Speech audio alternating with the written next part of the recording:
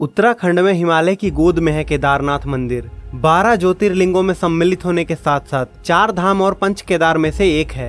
यहाँ के मुश्किल मौसम के कारण ये मंदिर अप्रैल से नवंबर के बीच ही खुलता है। कत्यूरी शैली में बने पत्थरों के इस मंदिर के बारे में कहा जाता है कि इसका निर्माण पांडव वंश के राजा जन्मेजय ने करवाया था। यहाँ स्थित स्वयंभू शिवलिंग अति प्राचीन है। कहा जाता है कि 8वीं शताब्दी में आदि शंकराचार्य ने इस मंदिर का जीर्णोद्धार करवाया था।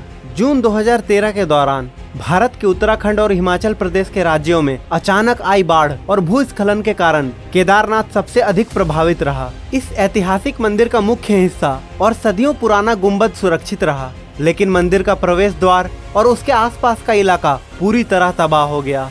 केदारनाथ मंदिर समुद्र तल से 11,755 फीट की ऊंचाई पर स्थित है। दोस्तों, अब जान लेते हैं कि किस तरह 400 सालों तक केदारनाथ मंदिर बर्फ में दबा रहा और इसका इस मंदिर पर क्या असर पड़ा। वैज्ञानिकों के अनुसार केदारनाथ मंदिर 400 सालों तक बर्फ में दबा रहा, फिर भी इस मंदिर को कुछ नहीं हुआ। इस मंदिर के सुरक्षित रह जाने से वैज्ञानिकों को कोई हैरानी नहीं हुई।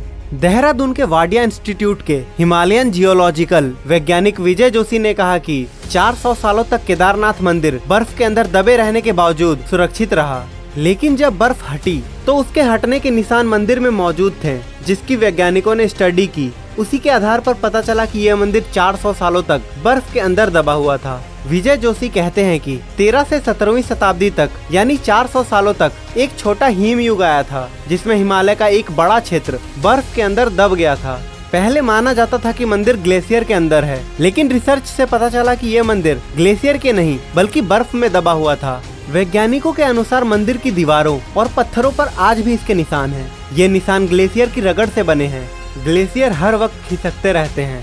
वे न सिर्फ खिसकते हैं बल्कि उनके साथ उनका वजन भी होता है और साथ ही कई चट्टानें भी उनके साथ होती है, जिसके कारण उनके मार्ग में आई हर वस्तु रगड़ खाती हुई चली जाती है। जब 400 साल तक मंदिर बर्फ में दबा रहा होगा तो सोचिए मंदिर ने इस ग्लेशियर के बर्फ और पहाड़ों की रगड़ को कितना झेला होगा।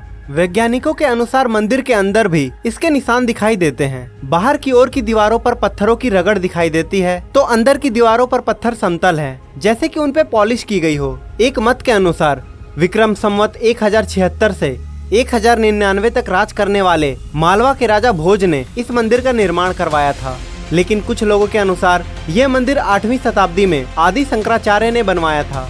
बताया जाता है कि मौजूदा केदारनाथ मंदिर के ठीक पीछे पांडवों ने एक मंदिर बनवाया था, लेकिन ये मंदिर वक्त की मार झेल न सका। वैसे गढ़वाल विकास निगम के अनुसार भी मौजूदा मंदिर 8वीं शताब्दी में आदि शंकराचार्य ने बनवाया था, यानी छोटे हिम युग के दौरान, जो कि 13वीं शताब्दी में शुरू हुआ था। उससे पहले ही ये मंदिर बन चुका था। वाडिया इंस्टीट्यूट के वैज्ञानिकों ने केदारनाथ इलाके की लाइट रूम मेट्रो डेटिंग भी की। इस तकनीक से शैवाल और उसके कवक को मिलाकर उनके समय का अनुमान लगाया जाता है। इस तकनीक के अनुसार केदारनाथ के इलाके में ग्लेशियर का निर्माण 14वीं सदी के मध्य में शुरू हुआ, पर इस घाटी में ग्लेशियर बनना 1748 ईस्वी तक जारी रहा, यानी तकरीबन 400 सालों तक।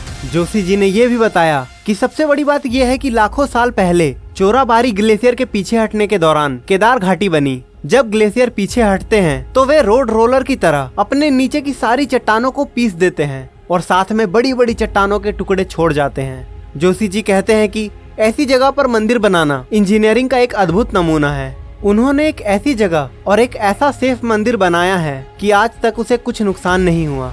वैज्ञानिक डॉक्टर आर.के. डोभाल भी इस बात को मानते हैं कि ये मंदिर बहुत ही मजबूती से बनाया गया है। केदारनाथ मंदिर 85 फीट ऊंचा और 187 फीट लंबा और 80 फीट चौड़ा है। इसकी दीवारें 12 फीट मोटी और बेहद मजबूत पत्थरों से बनाई गई है। मंदिर को 6 फीट ऊंचे चबूतरे पर खड़ा किया गया है। यह भी एक हैरान करने वाली बात है कि इतने भारी भरकम पत्थरों को इतनी ऊंचाई पर लाकर और तराश कर कैसे एक मंदिर की शक्ल दी गई होगी। जानकारों का मानना है कि पत्थरों को एक दूसरे से जोड़ने के लिए इंटरलॉकिंग तकनीक का इस्तेमाल किया गया था। इसी वजह से ये मंदिर एक भूकंपरोधी इमारत में तब्दील हो गया। ये मजबूती और तकनीक ही मंदिर को नदी के बीचों बीच खड़े रखने में कामयाब हुई। तो दोस्तों, हमें उम्मीद है कि केदारनाथ मंदिर के बारे में ये सारी जानकारियाँ आपको बेहद पसंद आई होगी। अगर हाँ, तो इस वीडियो को लाइक करें और कमेंट सेक्शन में ओम नमः शिवाय अवश्य लिखें। तो दोस्तों, अभी के लिए अलविदा, लेकिन जल्द ही मिलेंगे एक नई वीडियो के साथ।